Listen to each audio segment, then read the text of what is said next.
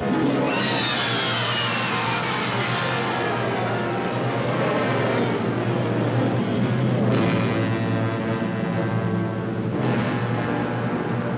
a chain of 40 tiny coral islands surrounding a lagoon is Eniwetok Atoll in mid-Pacific, part of the Marshall Islands freed from Japan in World War II.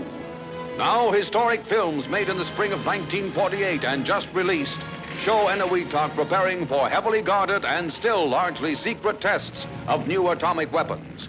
The test's purpose is to measure atomic effects on thousands of different materials, 30,000 tons of them, not, as at Bikini, to prove military effectiveness.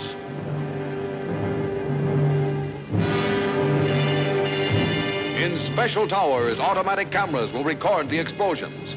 There are no newsmen, no foreign observers present as members of the 10,000-man Task Force T leave shore for safety just before the explosion of America's 6th atom bomb at Eniwetok, now the Atomic Energy Commission's permanent proving ground. Robot planes take off for atmospheric measurements. The bombs will not be dropped from the air. At control stations, all is ready. Now.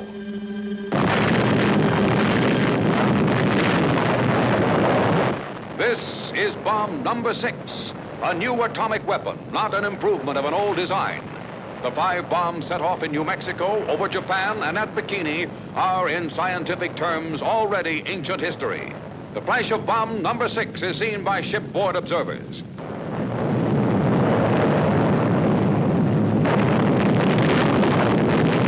And here is bomb number 7. Seen from a different angle, its death-dealing radioactive cloud spreads for miles above the Pacific. This is bomb number 8.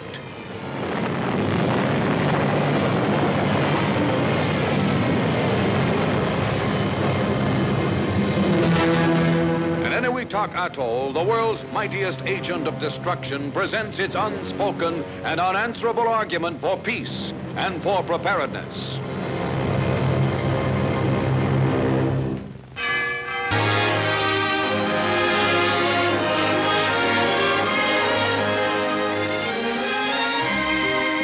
In the Egyptian Red Sea Peninsula of Sinai, where hallowed belief says that Moses received the 10 Commandments, is the ancient monastery of St. Catherine, whose Greek Orthodox monks follow an austere and penitential life, unchanged since the days of the Desert Fathers. In their library are thousands of rare handwritten documents, many of them unread for centuries. Some of them are believed to be portions of sacred scriptures long lost to the world. Now, American experts in their study of these revered manuscripts are examining and photographing one by one 2 million parchment pages in Hebrew, Greek, Latin, Arabic, Aramaic, and other ancient languages. Because of the monks' care, many pages are as fresh and clear as the day they were written. Among the many treasures is a scroll the monks believe is in the hand of the prophet Mohammed. It is documents like this which American scientists are rescuing from the obscurity of the centuries.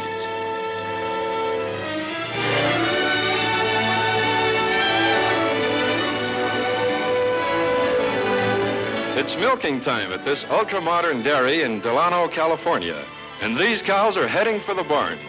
A lukewarm spray stimulates milk hormones before the cows move onto a conveyor line, where they will be fed and milked at the same time. The conveyor, the invention of dairyman H.C. Kane, is the latest addition for subtracting milk. A milkmaid attaches standard milking equipment. The rolling line speeds the cows through at 10 feet per minute. The job is done in 7 minutes, and every 35 seconds, another cow steps into line. Less than an hour is needed to milk a herd of 100 cows. The milk is next processed and bottled. American inventiveness sets up a real production line on the farm.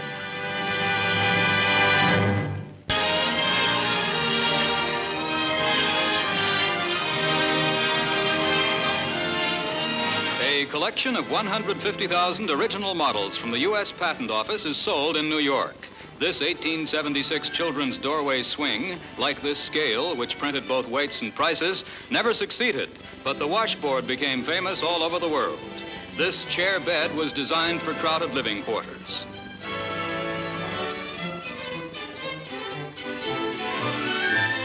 A cabinet bed is a similar idea. The inventor was ahead of his times, for double-purpose furniture is increasingly popular today.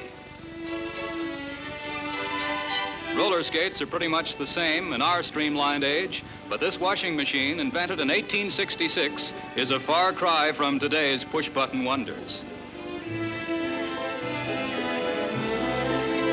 A spark catcher smokestack to prevent forest fires, and a modern-looking steamer chair. It's a pity for future collectors that the Patent Office no longer requires working models.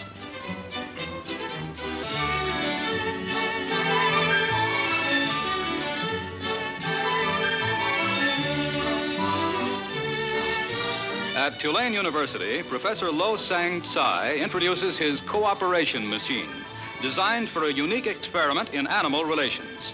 Looks complicated? It's really very simple. Into the first compartment go Joe the rat and George the cat. Tradition says they're enemies, but Dr. Tsai has brought them up together from childhood and they love each other, especially since they've learned through experience that neither of them can eat unless he cooperates with the other. Those two floor plates must be pushed at the same time in order to get at the food. What teamwork and what appetites. Now the two animals are separated. So Joe the rat, by stepping on another floor plate, lets George the cat into his compartment. Watch them push those food buttons. See, it's easy. Dr. Tsai believes that if these natural enemies can work together, then people should be able to cooperate even better. And these happy cats and rats really prove his point. Tennessee, in the mammoth city built by the government to produce the atomic bomb, American scientists are now working also to use atomic byproducts for medical purposes. The laboratories are still guarded against intruders. Inside, behind protective walls, technicians use wheels and dials to handle radioactive iodine, an important locator of cancerous tissues. Even the camera has to peer through telescopes at the dangerous atomic byproducts.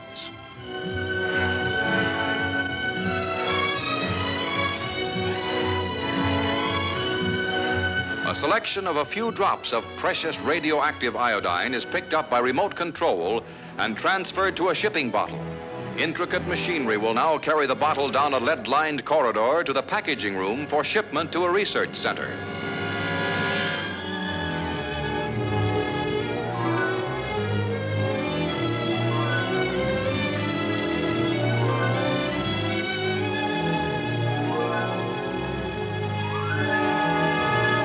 A specially designed heavy lead shipping case is used. The case is checked with a Geiger counter to make sure that no dangerous atomic rays can escape. The case is weighed, and a final warning is pasted on it.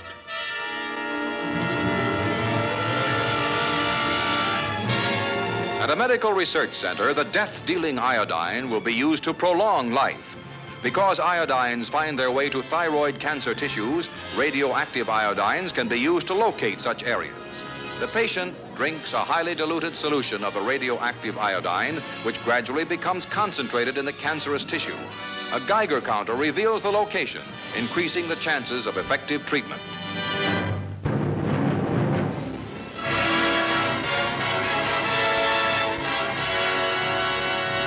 Explosions rock Sicily's mighty Mount Etna, shooting flames high into the air and spewing forth a burning stream of lava. The villagers living on its heaving slopes watch the boiling river of molten rock move toward their homes. The volcano erupts periodically every 6 years, but the present explosion is the worst since the 1920s. Terrified peasants gather together their belongings and flee.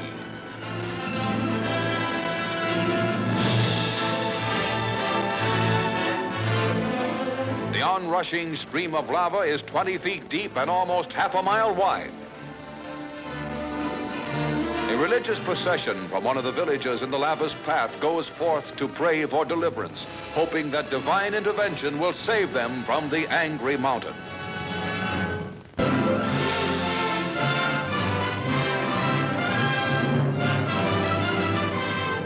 Overlooking the city of Washington is the legislative center of American life, the U.S. Capitol. As our country faces important challenges at home and abroad, the new 82nd Congress convenes. It shows many changes among both Republicans and Democrats. New faces include Democratic Senators Clements of Kentucky, Smith of North Carolina, Hennings of Missouri, Pastore, Rhode Island, Monroney, Oklahoma, Smathers of Florida. Senator Russell Long of Louisiana and veteran Tom Connolly of Texas, Senate Foreign Relations Chairman. Ernest W. McFarland of Arizona is the new Senate Majority Leader. Senator Lyndon Johnson of Texas is Senate Whip. House leaders are Majority Leader McCormick of Massachusetts, Speaker Rayburn of Texas, and J. Percy Priest of Tennessee, House Whip. New Republican senators are Carlson of Kansas, Dirksen of Illinois, and Butler of Maryland. Carlson, 12 years a representative, now a freshman senator. Former Congressman Dirksen defeated Senate Majority Leader Lucas. Butler upset veteran Millard Tydings. Top Republican Senators Milliken of Colorado, Taft of Ohio, and Wherry of Nebraska now lead a party which has cut the Democratic Senate majority to only 2 votes. The workshop of these men, the Capitol building, has, since Washington laid the cornerstone in 1793, been continually rebuilt and repaired to meet the needs of a growing democracy. Last year, Congress moved out for the latest repairs. The work is complete as the 82nd Congress convenes in 1951. Speaker of the House Sam Rayburn and Republican House Leader Joseph W. Martin open the new session. Rayburn, whom fellow congressmen of both parties hold in highest esteem, takes office as Speaker. Now in his 20th term in Congress, Mr. Rayburn enters his 6th term as Speaker of the House, breaking the record set in 1825 by Henry Clay. With the reinforced Republican minority changing the voting lineup, the House chamber itself also has a new look. But the famous portrait of Washington and the Webster plaque, familiar to tourists, are still there. President Truman makes his first appearance in the completely refurbished chamber of the House. Before a joint session of Congress, he delivers his annual State of the Union address. The President asks for strength and unity at home and abroad as he speaks from the rebuilt stand, noticeably different from the great white marble rostrum from which he last addressed Congress.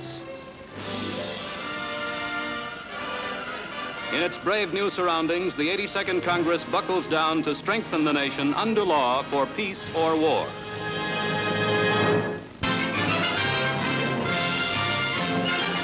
A traditional treat for the physics students at the University of Toronto is Professor John Satterley's annual lecture on the properties of liquid air. Professor Satterley, 70, head of the university's physics department, is near retirement, but his science circus, famed throughout Canada, is as exciting as ever. Here's the subject: air turned into liquid at a 300 below zero temperature. That's mighty cool, but the good professor doesn't mind at all. He's been doing this sort of thing for a generation, and he's still at least as spry as any of his pupils.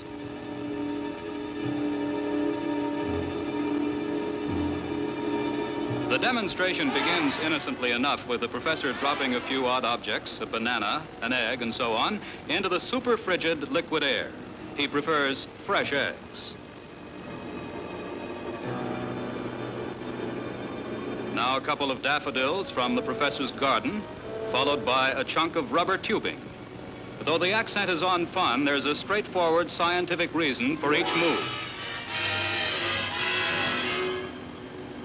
This contraption is designed to show the pressure possibilities of liquid air.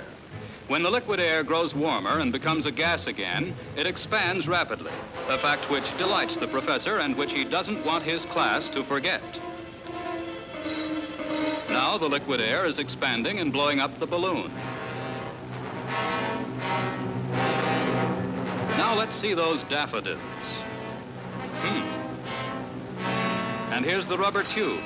Shatters like glass.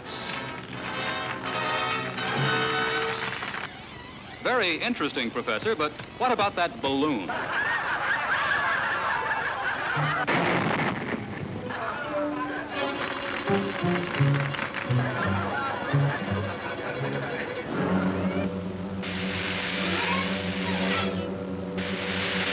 When the professor turns to pyrotechnics, things really get wild.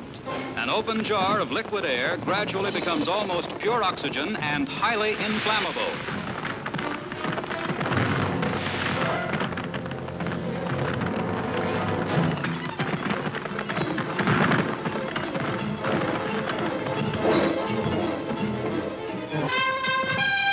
less rugged playing professor of physics as John Satterley plays it, but Toronto students generally remember what he's taught them.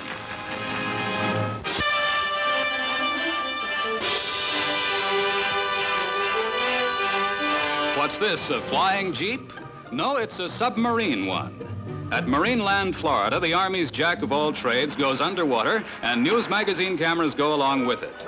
The Jeep's motor breathes through a snorkel snorter extension, whose ingenious valve system keeps water out, but lets air in and releases the exhaust. These tests have a practical purpose. All new Army Jeeps will have waterproof engines and ignition systems to run through water up to their windshields. Trucks, too, go underwater.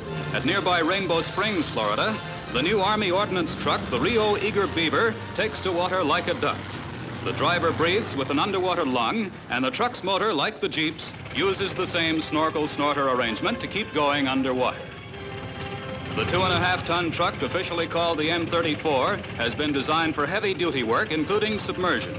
It can stay underwater for as long as 4 hours with the motor running. It'll be especially useful in amphibious landings and river crossings, as in Korea.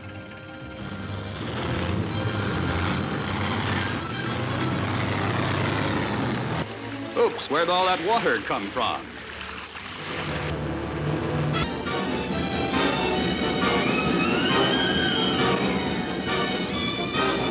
Some railroads go from coast to coast, but this one, although it's in perfect operating order, never gets away from home.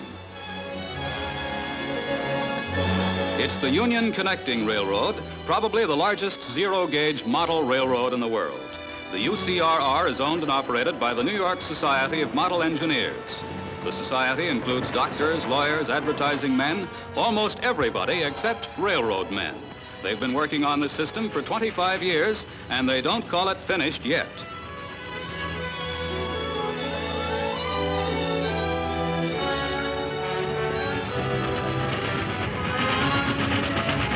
It takes 100 man-hours of work for each foot of track. The UCRR, on a scale of 1/4 of an inch to a foot, duplicates actual railroad operations, even to round tables and hand cars. Part of our history and of our daily lives, railroading has a powerful lure for most Americans.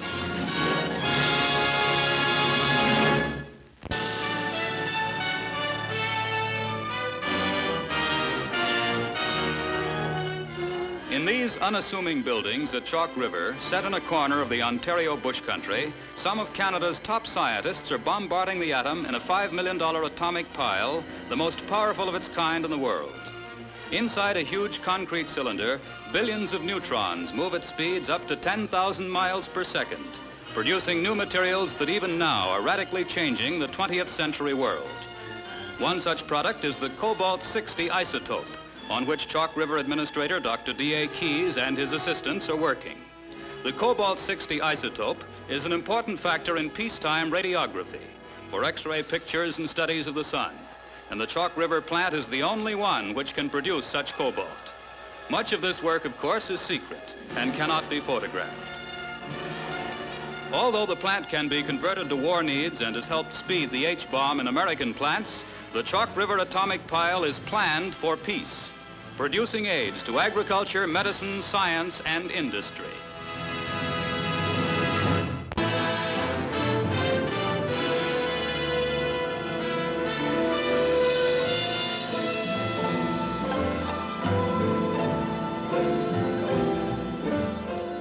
Their significance almost forgotten in the memories of man are the mute, mysterious wrecks of past civilizations.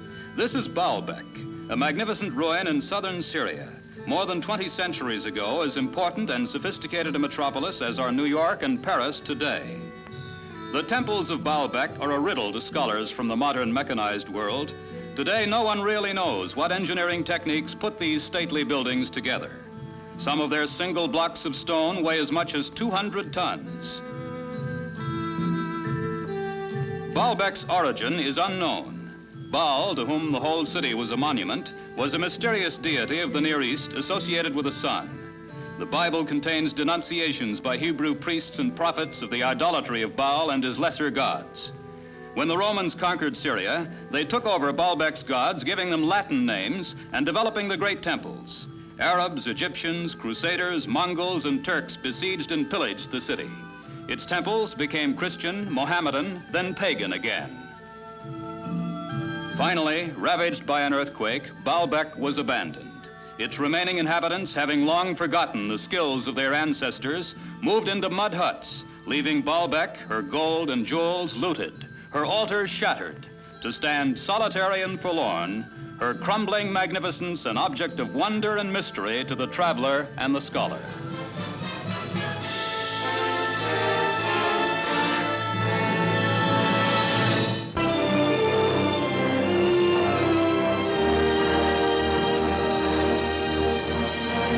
At Climax, Colorado is the world's highest observatory. Here, 11,000 feet above sea level, Dr. Walter Orr Roberts and Mrs. Roberts ski to their unique job of probing the cosmic unknown. In this Harvard College observatory, Dr. Roberts studies the sun's surface with the aid of a coronagraph, one of 3 in the world. The coronagraph, by imitating an eclipse of the sun, makes visible the sun's edges, normally unobservable. Through its use, the quality of radio reception, greatly affected by sun disturbances, can be forecast. Amazing motion pictures photographed through the coronagraph by the McMath-Hulbert process show the violent motion of tremendous solar upheavals called prominences. Crimson-hued clouds of gas rise to a height of 100,000 miles.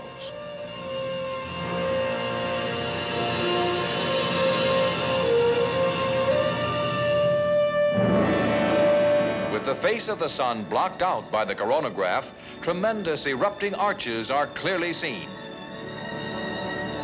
Scientists work to unravel the mystery of the sun and its influence upon the lives of us all.